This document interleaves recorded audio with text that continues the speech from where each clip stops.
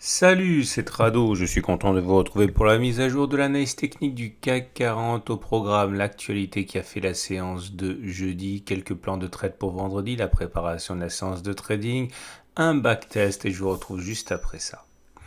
Et oui, encore une séance de stagnation à 0,09%. Le CAC 40 fait du surplace et les raisons sont à chercher du côté des actualités, entre autres, qui n'inquiètent pas ni ne rassurent, puisque du côté de la pandémie, eh bien, c'est le côté effectivement vers à moitié vide.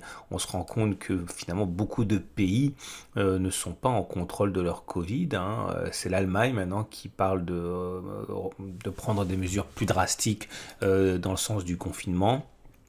Et du côté des choses qui rassurent peut-être un peu plus, toujours ces chiffres économiques qui semblent que la reprise soit dans le bon sens. Mais voilà, entre l'un et l'autre, le manque de conviction se fait sentir. Je ne comprends pas pourquoi le CAC 40 ne vient pas tester son support journalier des 5872, 5841. La cible est trop belle. Il semble qu'à chaque fois qu'il y a eu une attaque, eh bien, par impatience, les acheteurs interviennent et empêchent le CAC 40 d'aller chercher ce support. En tout cas, pour l'instant, on confirme que la cassure du canal vert est effective. On a une séance de confirmation aujourd'hui, donc pas de doute, le canal vert a vécu.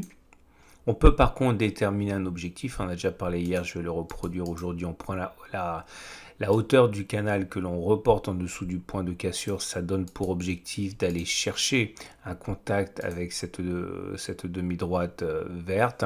Ensuite, on a également le fait qu'on a préservé le throwback sur le haut du canal noir également. On avait déjà expliqué à moult reprises, et on le sait, que lorsque l'on casse quelque chose d'important comme une résistance, un canal, eh bien, on aime bien qu'il y ait un throwback qui soit confirmé et qui confirme la cassure. Et pour l'instant, la cassure est confirmée par ce throwback. Il faut savoir que beaucoup de traders rentrent sur les throwbacks car ils n'aiment pas rentrer sur la bougie de cassure. Et donc c'est ça aussi que traduit la résistance et la résilience du CAC 40. On a les éléments de chandelier japonais qui indiquent que on a une belle bougie. Cette bougie, elle est haussière. Elle est verte pour commencer. Donc on termine beaucoup plus haut que l'on a ouvert, puisque on termine également sur une bougie sans mèche haute. Donc c'est une bougie qui est très encourageante. Et comme pour faire écho à cela, l'Aikinashi s'améliore également, puisqu'on va regarder la bougie Aikinashi du jour. Certes, elle est rouge, mais d'une part, maintenant, il y a une mèche haute, donc ça veut dire que la pression baissière tend à disparaître. En plus de cela, la mèche basse est très longue et le corps relativement petit par rapport à la bougie entière. Donc tout ça, ça symbolise la bougie de consolidation dans la baisse. Autrement dit, c'est un coup d'arrêt a priori à la baisse, un élément de plus qui milite éventuellement pour le fait que qu'on n'aura pas rallié le support journalier avant de repartir vers le haut. C'est un élément à prendre en considération en plus et que j'ai du mal à titre personnel à comprendre. Mais en tout cas, bon, c'est vrai que les signes annonciateurs d'un rebond technique sont bien là. Quand on regarde les autres éléments, eh bien, en particulier les éléments de moyenne mobile, on voit que la moyenne mobile à 7 jours, elle, atteste clairement d'une tendance de court terme qui est baissière, puisqu'on est en dessous de la M7 qui descend. La moyenne mobile à 20 périodes, elle est ascendante et on la préserve pour la deuxième séance d'affilée. Donc ça veut dire que la tendance générale est haussière. J'attends avec impatience le signal qui sera délivré par le balai M7 M20. Aura-t-on un non-croisement haussier, c'est-à-dire la M7 qui descend comme ça et qui évite de croiser la M20 et qui repart vers le haut, c'est un signal qui est haussier, ou aurons-nous au contraire un croisement baissier faible avec la M7 qui descend et la M20 qui monte, qui est annonciateur d'une baisse assez mesurée, mais une baisse quand même. On verra ça, on a plus probablement que pour 3 séances à attendre le verdict. La tendance de fond donnée par la M50 est haussière, puisque nous suivons la M50 qui monte, et la tendance de long terme est haussière également, puisque la M200 est toujours ascendante. On insiste sur les bandes de Bollinger. C'est intéressant parce que il semble, ça se joue vraiment sur l'épaisseur du trait, mais il semble que la Bollinger supérieure commence à descendre pendant que la Bollinger inférieure continue de monter. Ça veut dire que c'est la fin de la tendance haussière, mais c'est tellement ténu, hein, c'est tellement sur le fil l'épaisseur du trait qu'on va laisser peut-être les choses se décanter une séance de plus, hein, mais normalement on devrait avoir ça dès lundi et donc une fin de tendance haussière statistiquement.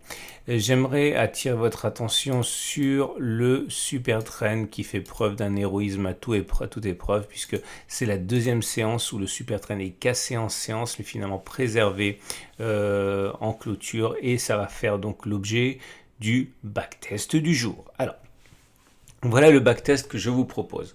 Que se passe-t-il lorsque le super trend fait son job? Clairement, que se passe-t-il lorsque les cours viennent toucher le super trend et que finalement le super trend en séance renvoie les cours au-dessus et évite la cassure en clôture? Je vous rappelle que tous mes backtests sont donnés à titre purement indicatif, hein, c'est juste un partage de ma façon de travailler. On ne peut pas tirer de loi générale ni probabiliste à partir de 30 occurrences, ce que je fais pourtant simplement, encore une fois, pour des vertus pédagogiques. On va voir ce qui va se passer. Le backtest sera réussi si 3 séances après, on est plus haut que la séance de clôture où on a testé le super trend. Et le test sera réputé perdant si 3 séances après, eh bien, on est plus bas que sur la séance de clôture qui a testé le super trend. Je vous montre un exemple parce que c'est un peu compliqué à comprendre. Voilà, il faut vraiment le toucher, hein. Donc j'ai vraiment pris que les bougies qui permettaient de faire un test parfait. Et là, vous voyez, on a un succès puisque le super trend a été testé, il a été préservé. Et on compte les séances après, 3 séances, 1, 2, 3, sommes-nous au-dessus ou en dessous du niveau de clôture du jour de test du super trend? On est au-dessus, donc c'est un succès. On enchaîne. Attendez, je vais nettoyer un peu le graphe parce que sinon on ne voit plus rien, c'est pas la peine de surcharger. Voilà. On enchaîne. Deuxième occurrence, c'est là. Et vous voyez, c'est un succès aussi. On a testé sur cette bougie. On compte 3 séances. 1, 2, 3. Sommes-nous plus haut ou plus bas que le niveau de clôture du jour de test? On est au-dessus. On est même allé beaucoup plus haut, hein, mais ce n'est pas ça qui m'intéresse. Mon backtest, c'est 3 jours après. Et donc, effectivement, c'est un nouveau succès. Allez, maintenant, on déroule. Je vais quand même détailler cet échec-là. Comme vous pouvez le voir ici, on a testé sur cette bougie. On compte 3 bougies après. 1, 2, 3. On est en dessous. Ok, donc là, c'est un échec de la stratégie. Donc maintenant, c'est parti. Succès, succès, succès. Encore un succès. Alors regardez, là c'est un peu particulier, mais c'est un succès quand même, puisque vous voyez, on a testé le super trend ici. On a clôturé néanmoins au-dessus. On compte ces 3 séances. 1, 2, 3, on était bien au-dessus, donc c'est un succès. On est même allé bien au-dessus, hein, mais voilà. Au bout de 3 séances, on était bien au-dessus du niveau de clôture. On déroule. Encore un succès. Encore un échec, là. Encore un échec. Un troisième échec consécutif. Un succès, un autre succès, un échec, un deuxième échec, un troisième échec, un quatrième échec consécutif. Un succès, un échec.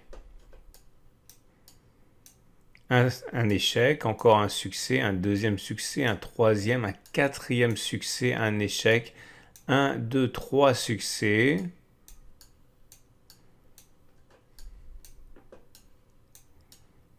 Je pense qu'on est bon, on a dû faire les 30 occurrences, on a fait les 30 occurrences. Et on arrive à la statistique suivante, à savoir sur 30 occurrences, eh bien, il y a 19 succès et 11 échecs de la stratégie.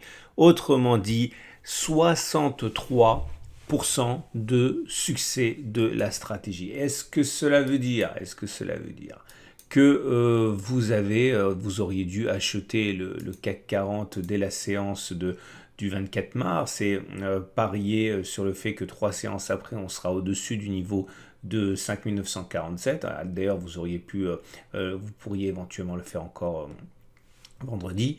Non, évidemment que non, parce que vous ne savez pas encore à quel moment vous entrez précisément, à quel moment vous sortez, à quel moment vous prenez vos profits, à quel moment vous prenez votre perte. Mais ce qui est sûr, c'est que si ce backtest était valable, eh bien, dans 3 séances, il est plus probable que l'on soit, enfin dans 2 séances maintenant, il est plus probable qu'on soit au-dessus de 5947 plutôt que l'on soit en dessous. Donc faites attention, si vous spéculez à la baisse, vous n'êtes peut-être pas dans le sens des statistiques. Et dans notre registre, si vous avez déjà acheté pour une raison ou pour une autre, il n'y a pas matière à se presser pour prendre ces bénéfices, puisqu'apparemment on devrait monter encore, vu qu'on est quasiment sur le même niveau que le 24 mars. Ce qui nous amène donc aux autres éléments techniques, et il n'y a rien de neuf, tout est globalement baissier, le RSI en dessous de 50, le momentum il n'est pas négatif, il est environ à 0, il est un peu au-dessus de 0, c'est surtout neutre, le MACD est sous son signal, le MACD 0 est sous son signal, le stochastique est sous son signal, le CCI a déjà délivré son signal baissier, donc pas grand chose de neuf, il n'y a pas d'éléments nouveaux. Par contre, on a toujours une divergence haussière cachée. Je vous rappelle que la divergence haussière cachée, ça veut dire qu'on a fait des plus bas sur le RSI, mais on n'a pas fait de plus bas sur le même laps de temps sur les cours. En fait, c'est un signal de continuation haussière, la divergence haussière cachée. Et donc, contrairement à la divergence haussière standard, qui est un signal d'inversion de tendance. Et donc, à partir de là, rien de neuf, mais on va dire plutôt encourageant au regard de cette divergence qui, pour l'instant, n'est pas activée néanmoins.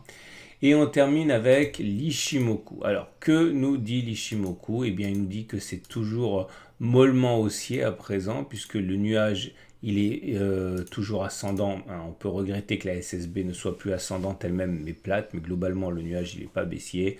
On a également la Kijun qui s'aplatit en dessous de la Tenkan. Donc, la tendance de court terme est plutôt baissière. La tendance générale est plutôt neutre avec la Kijun qui est plate. Mais enfin bon, elle n'est pas extrêmement plate non plus. Ça fait que 3 séances qu'elle est plate. Et on va donc terminer avec les trades du jour. Alors, qu'est-ce qu'on peut faire?